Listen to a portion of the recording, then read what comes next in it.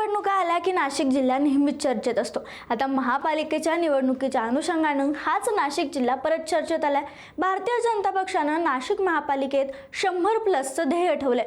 मात्र अंतर्गत गटबाजीमुळे ते पूर्ण होईल की नाही यावर शंका आहे। कारण झालं असं की निवडणूक प्रमुख म्हणून एका आमदाराची निवड करण्यात आली, मात्र परत थोड्या दिवसांनी बदल करून दुसऱ्या एका आमदाराची निवडणूक प्रमुख म्हणून निवड करण्यात आली।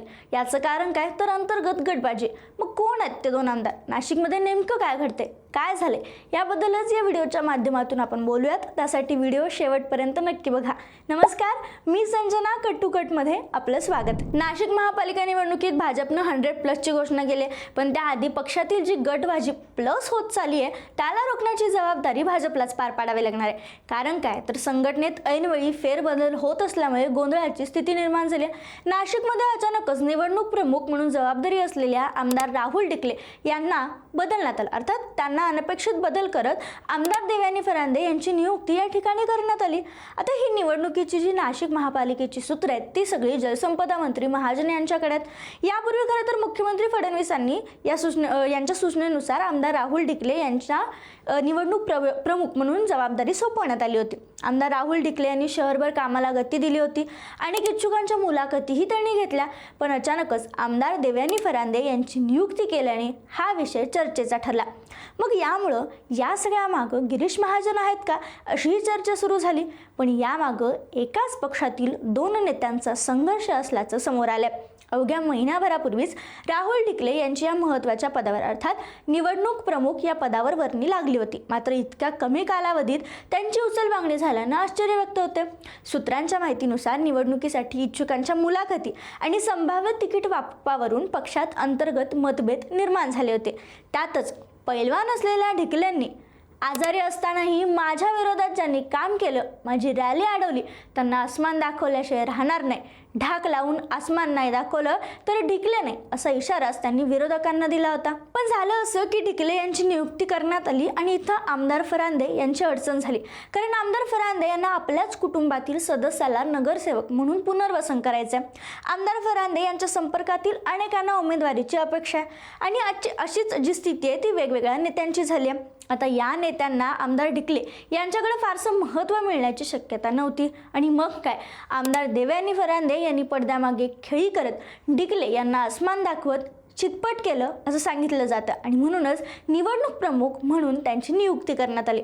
आता डिकलेंबद्दल बोलायचं झालं तर आमदार राहुल डिकले हे ज्येष्ठ नेते उत्तमराव डिकले यांचे सुपुत्र आहेत। उत्तमराव डिकलेंनी नगराध्यक्ष, महापौर, आमदार, खासदार, सहकार क्षेत्रातील अनेक महत्त्वाची पदं भूषवलीत।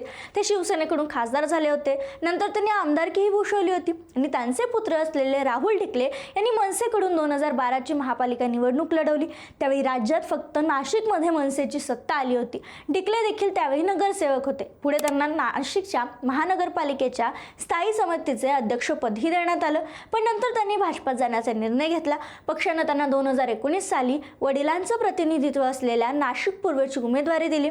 यावेळी त्यांनी भाजपमधून राष्ट्रवादीत गेलेले बाळासाहेब सानप यांचा पराभव केला आणि ते निवडून आले।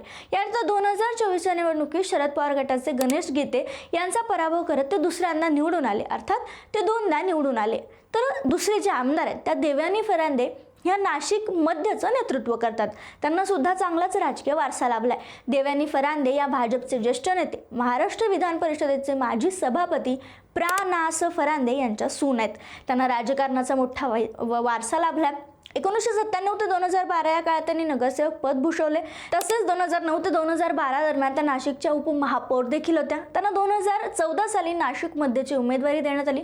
यावेळी त्यांनी मनसेचे आमदार वसंत गीते यांचा पराभव केला। यानंतर 2019 आणि 2024 या दोन्ही निवडणुका जिंकत विजयाची हॅटट्रिक केली। फरांदे आणि डिकले यांची सुरुवात खरं तर नगरसेवक म्हणूनच झाल्यामुळे या दोघांनाही या प्रक्रियेची माहिती आहे आणि म्हणूनच श्रेयवाद असू दे किंवा अनुभव असू दे, यामुळे यांचा दोघांचा वेगळा गट आहे असं सांगितलं जातं। आता नाशिकमधील महत्त्वाकांक्षी नमामि गोदा या प्रकल्पाच्या श्रेयावरून देखील जाहीर वाद झाला होता। शिवाय हा प्रकल्प कोणाच्या प्रयत्नामुळे झाला, कोणामुळे मंजूर झाला आणि त्याचं भूमिपूजन कोणी करावं यावरून देखील दोन्ही नेत्यांच्या समर्थकांनी त्यावेळी दावे प्रतिदावे केले होते. याचमुळे एकाच पक्षात असून दुफळे असल्याचं चित्र निर्माण झालं होतं. राहुल ढिकले हे स्थायी समितीचे माजी अध्यक्ष असल्यानं त्यांचा प्रशासनावर पगडा आहे, तर देवयानी फरांदे या ज्येष्ठ आमदार असल्याने त्यांचा शब्द वजनदार मानला जातो आणि यातूनच प्रशासकीय अधिकारांवर कोणाचं नियंत्रण राहणार यावरून अनेकदा वाद झाले. तसेच स्मार्ट सिटीवरून देखील ते आमने सामने आले होते. पदाधिकारी निवडीत देखील अनेकदा वाद झाले. शिवाय आता निर्माण झालेला निवडणूक प्रमुख पदाचा वाद ही ताजंच उदाहरण आहे. आणि मग काय, आता निवडणूक प्रमुख म्हणून देवयानी फरांदे यांची नियुक्ती झाल्यानंतर फरांदे यांनी पक्षाकडे इच्छुकांची संख्या जरी मोठी असले तरी आधीच सांगितलं कोणाची उमेदवारी फिक्स नाहीये, कोणी एक जण आपल्याला उमेदवारी देईल या भ्रमात राहू नका. भाजपची निवडणूक समिती, कोर कमिटी आणि सर्वेक्षणातूनच अंतिम उमेदवार यादी निश्चित होते. त्यामुळे कोणाची बदनामी न करता इच्छुक म्हणूनच प्रचार करा. या शब्दात भाजपच्या निवडणूक प्रमुख आमदार देवयानी फरांदे यांनी इच्छुकांचे कान टोचलेत. पण त्यांचा हा इशारा ढिकले गटाला होता अशी चर्चा रंगली आहे. त्यामुळे आता ढिकले गट अस्वस्थ आहे. पण नंतर पक्षानं युटर्न घेतला आणि सांगितलं की देवयानी फरांदे यांना पक्षानं जो अधिकार दिलाय तितकाच अधिकार आमदार राहुल ढिकले यांनाही दिलाय, असं स्पष्टीकरण गिरीश महाजन यांनी केलं.